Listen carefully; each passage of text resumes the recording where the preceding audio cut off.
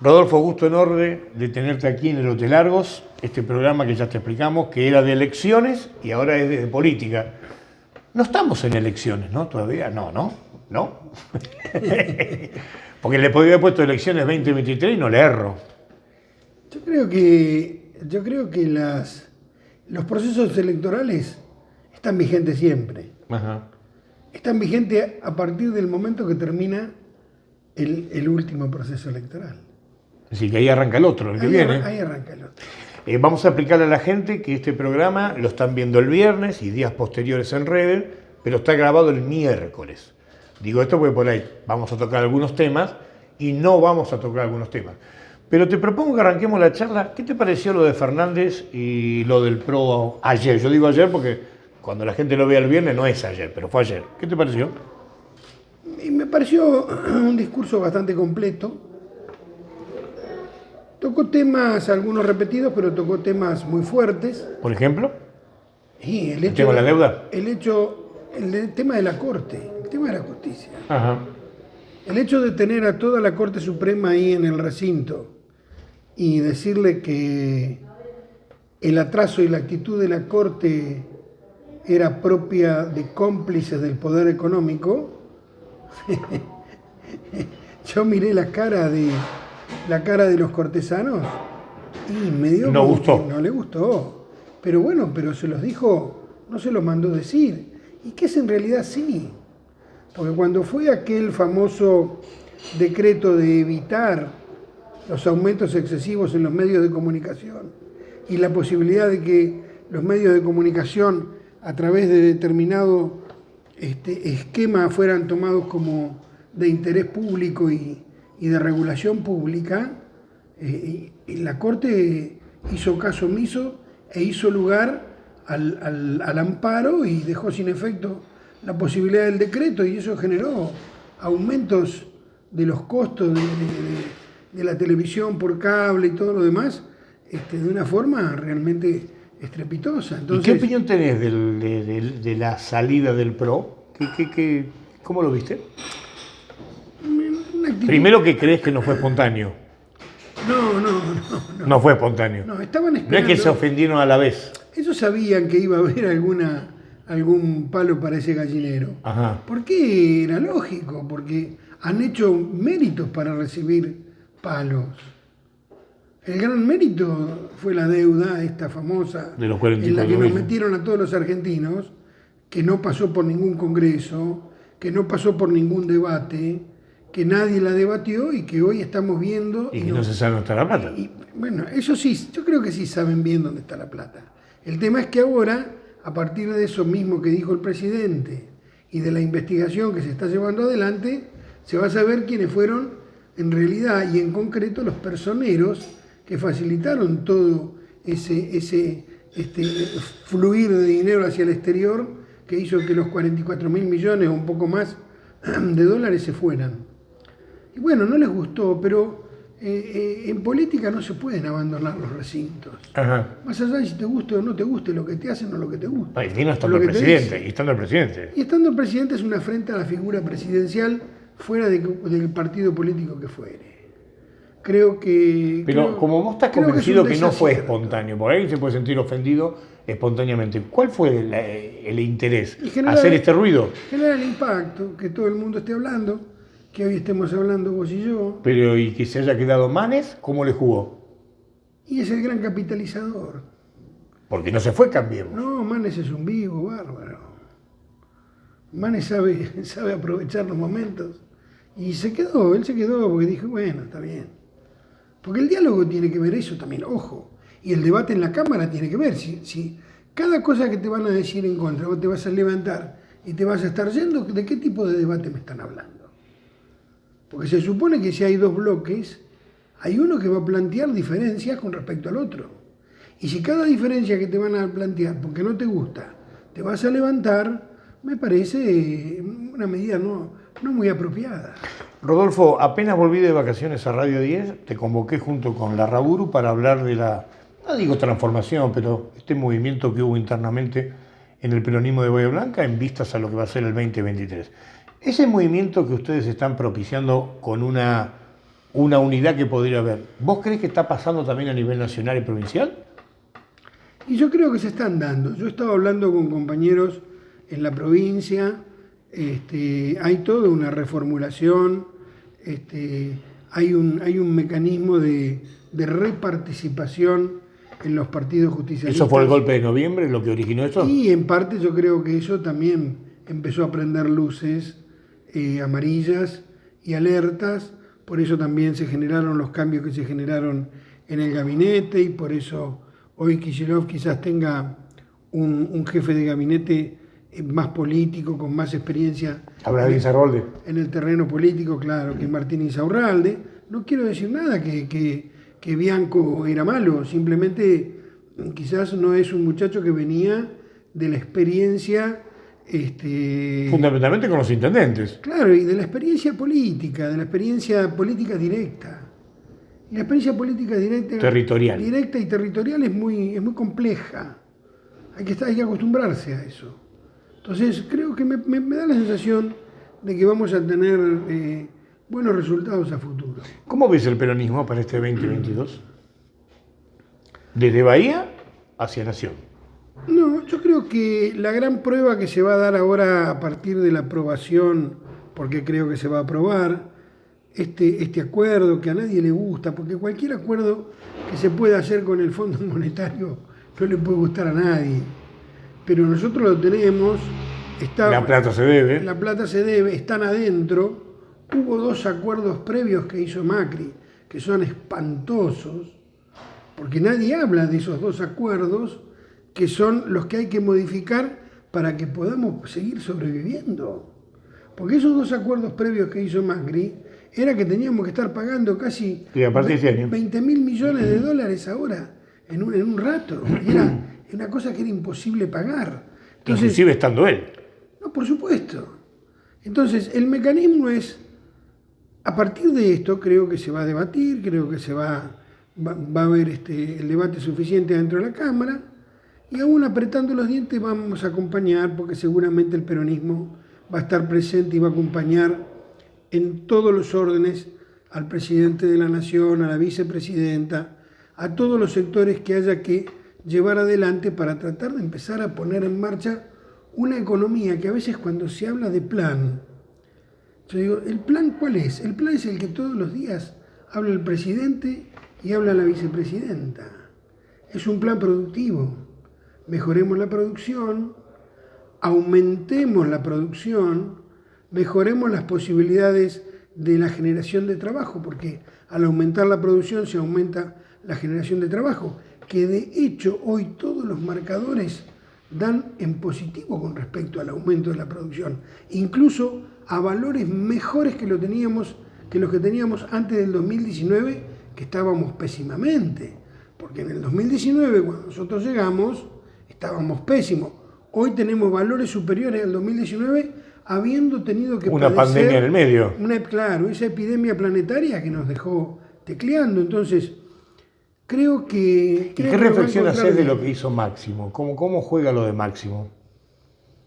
¿Es una rebeldía que vos como peronista la bancás? ¿Crees que yo creo que no complica? Yo creo que es parte de determinada inexperiencia política con respecto a la juventud. Ajá. No le veo mala intención. Es decir, vos en un escenario virtual le hubiera dicho, nene, con esto nos perjudicás. Sí, y es que de hecho se lo dijeron.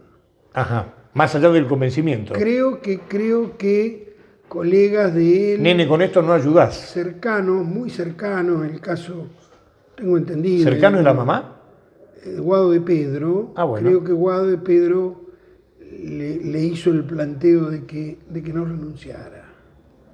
Y él lo tenía decidido. Bueno, son cuestiones personales. A veces también hay que mirar el momento en que lo tomó. ¿Está bien que no hubiera estado ayer porque no está de acuerdo con esto? ¿O no cambia? No sé, lo de ayer no, porque creo que el año pasado tampoco estuvo. No sé, era una cuestión personal por la que no podía estar. Creo que el año pasado tampoco estuvo. No sé. Bueno, y en el plano local, esta movida que lleva ya casi 30 días, ¿cómo lo ves? Lo charlamos en Radio 10, pero bueno, en televisión no lo charlamos. ¿Estás motivado? ¿Estás con ganas? Y yo creo que ¿No había otra? No, como a ver había muchas, pero creo que había que buscarla mejor. No sé si es la ideal, pero creo que logramos una conjunción de muchachos jóvenes, de algunos viejos, no tan viejos, porque yo no me puedo considerar muy viejo, pero tampoco... No soy de los pibes. Soy un tipo joven. ¿Se limaron las perezas? Sí, yo creo que sí. Y yo creo que en la medida de que vayamos transitando y vayamos caminando, nos vamos a dar cuenta que se van a limar más asperezas. Ajá. Más Con un objetivo de unidad. Y con un objetivo de tratar de lograr las mejores unidades posibles. Al estilo peronismo, es decir, para el las que gana próximas gobierna fases. y el que pierde acompaña. Claro, pero en ese caso El 19, el 21 no fue así. no fue así. Y de hecho de hecho los resultados fueron a las claras una muestra de una convulsión interna que hacía que muchos se quedaron en la casa, que los compañeros no salían a militar, que muchos se quedaron masticando esa bronca. Y el hecho en sí es que, bueno, después hubo una recomposición. Pero ya era tarde. Pero ya era tarde. Para limar esas asperezas y sin ponerle el nombre propio, ¿qué hubo que hacer? Que los referentes se juntaran. Un peronista que no te voy a decir quién es, en privado sí, me dijo, no nos confundamos. El partido es una cosa y la elección es otra. ¿Es así? Sí, el partido es una cosa, la elección es otra, porque la elección tuvo que ver con un proceso de peronistas y no peronistas incluidos dentro de un frente. Bien. Que no tiene que ver con el partido. Que no tiene nada que ver con el partido. Lo que pasa es que el partido estaba debilitado. Claro. Y siendo el partido, siendo el peronismo, la estructura troncal de este frente, si la estructura troncal del frente se debilita o se autodebilita o está media endeble, es muy difícil que las estructuras que se adhieren en ese momento se congreguen. Entonces, en función de lo que estás diciendo, pues yo opino igual. Con un partido fuerte o por lo menos ordenado, ¿qué error no se repetiría? Y tener una visión mucho más integral Ajá. de lo que es la política del peronismo desde su historia en la ciudad. Una visión integral de que todas las fuerzas, porque dentro del peronismo también sabemos que tenemos grupos que tienen opiniones, pero, a ver, no le quiero poner nombre y apellido. Pero en este grupo hay funcionarios, exfuncionarios fuertes, vos sos uno. Hay, no quiero decir dinosaurio, porque yo soy un tipo que no discrimina por edad, pero hay un grupo de gente importante para congeniar.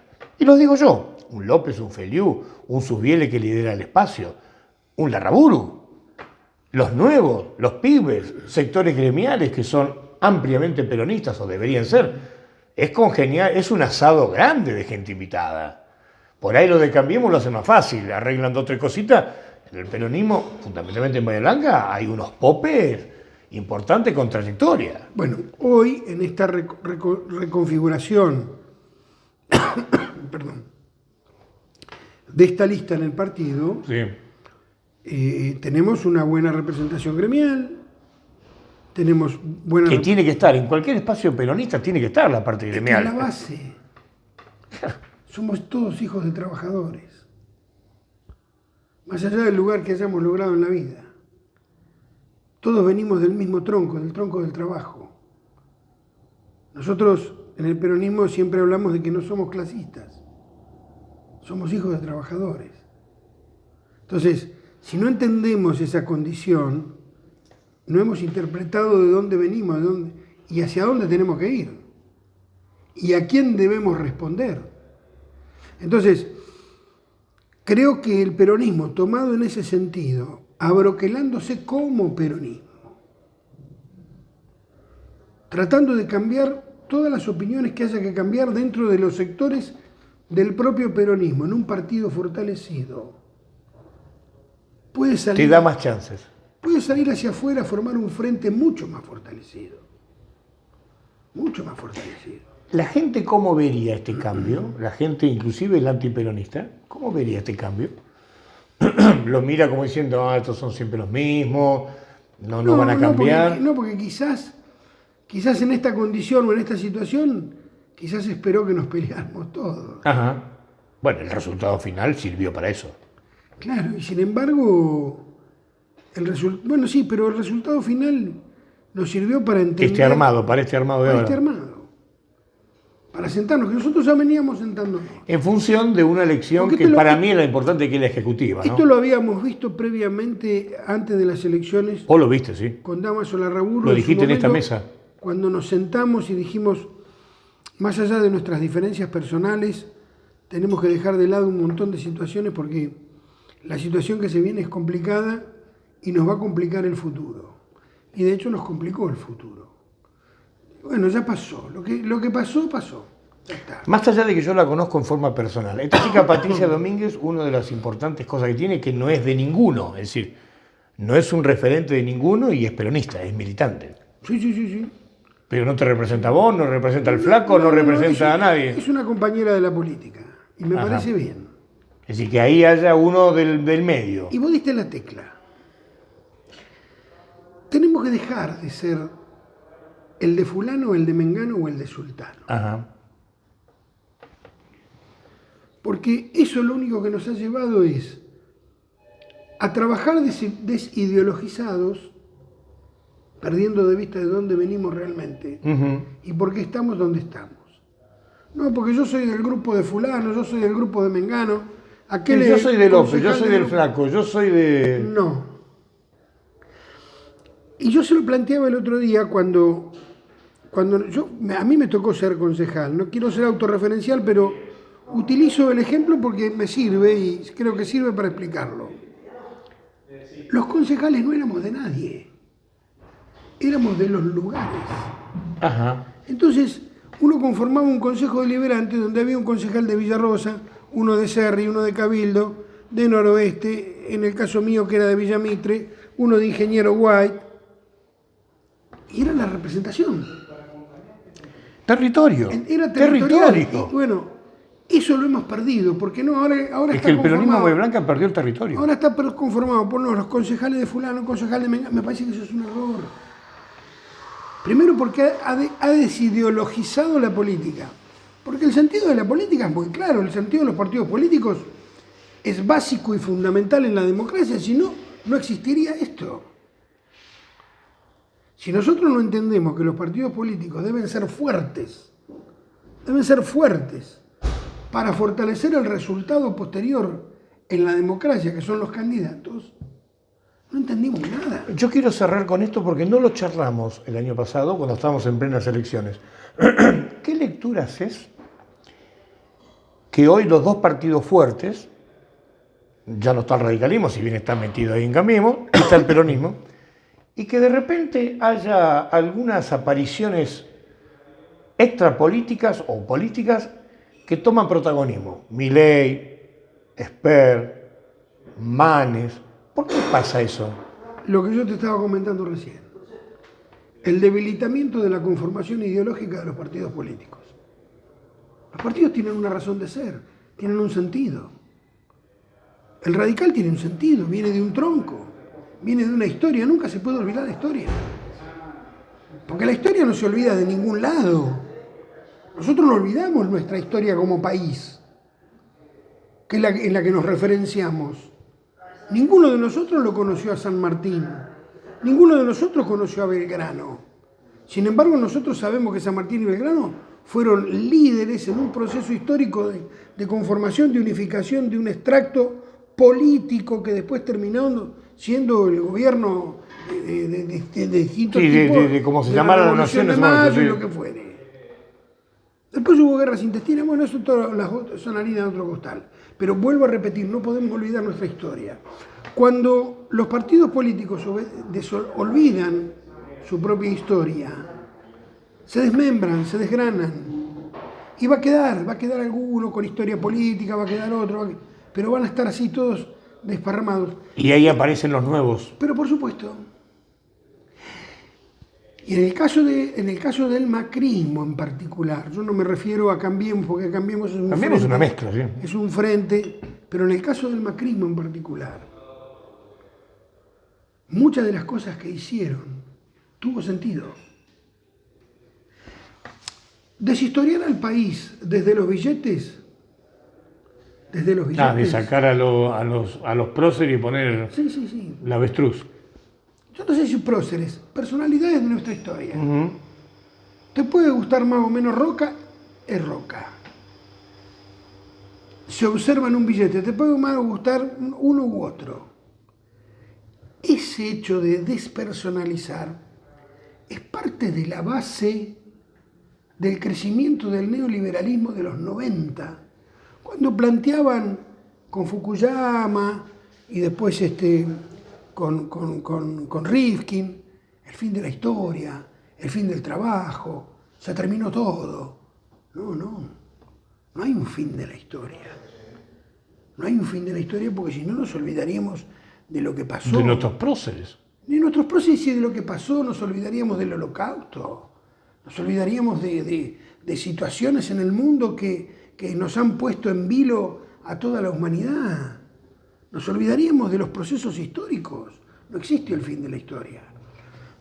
Pero el fin de los procesos es una idea muy lúcida, no porque a mí me guste, y muy cabal de ese neoliberalismo de los 90 donde empezaba a terminar con todo. Entonces aquella visión de ver un billete con un animalito como una cosa totalmente frívola, sí. Frívola, no fue frívola.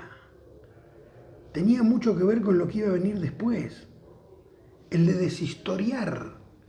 Cuando nosotros nos deshistorian, empezamos a perder ese rumbo. Y los que vienen, si no tienen esa historia presente, no saben de dónde venimos. Y yo me olvidaría que mis abuelos vinieron rajando de Portugal y de España, escapando del hambre, de las guerras, de todo lo que después terminó conformando aquí el proceso ese de gran inmigración europea, pero que no eran los ricachones los que se venían de Europa. Y que previamente a eso había habido otra historia que tenía que ver con invasiones, con haber también generado las grandes matanzas como existió en su momento, de habitantes autóctonos del lugar, a través de lo que fue la campaña al desierto y todo lo demás, que podemos discutir más o menos si estuvo mal, estuvo bien, estuvo pésimo, estuvo siempre feo cuando uno observa que para ganar territorio hace falta matar a alguien, pero eso es parte de nuestra historia. Eso es parte de no podemos evitarlo. Y no podemos deshistoriar a los que nos van a suceder. Porque los que van a suceder van a entender por qué hay muchas cosas que están ocurriendo, porque hay muchas cosas que van a ocurrir en función de cosas que ya ocurrieron. Creo que ese es el mundo que viene, creo que tenemos que buscar la forma de tratar de recuperar eso y nosotros, volviendo ya al terreno cotidiano, a lo nuestro, al terreno común, creo que recomponer el peronismo desde su propia historia, pero con visión hacia adelante, con una visión hacia el 2030, hacia el 2040, tiene que ver con eso, fortalecer la vieja historia, que entiendan los chicos y los muchachos que se van a ir adhiriendo al peronismo, porque ha sido un partido que se ha mantenido y ha sabido mantenerse por su propia historia, por el 17 de octubre y por todas las fechas que vinieron después, porque el 17 de noviembre es una fecha posterior al 17 de octubre que tuvo que ver con el regreso del líder que estaba exiliado. Y cuando vemos todas las fechas que el peronismo tiene en su liturgia, en su manifestación histórica, tiene que ver con fortalecer su propia historia. La última, y volveremos a juntarnos en este programa que es de política. Escueto, pero a propósito escueto, no porque no te quiera dar tiempo. ¿Qué es más difícil? ¿Que el peronismo gane en Bahía o mantener provincia y nación? Que el peronismo gane en Bahía es una cuestión de trabajo y y de tesón, hay que meterle pata. ¿Y mantener provincia y nación? Y provincia ya es más complicado en el sentido de que como provincia tiene una gran heterogeneidad. Ajá. Lo que sí yo creo que habría que apuntar a recuperar espacios regionales. En provincia. En provincia, porque si nosotros recuperamos pueblos, el conjunto va a terminar siendo la recuperación de la provincia. ¿Y la opción peronista que sea incluido Alberto y en Nación? ¿Que va a ser difícil mantenerlo?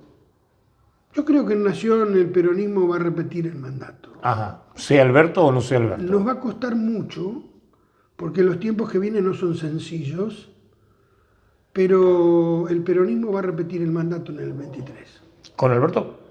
El que sea. Puede ser con Alberto o no, todo va a depender.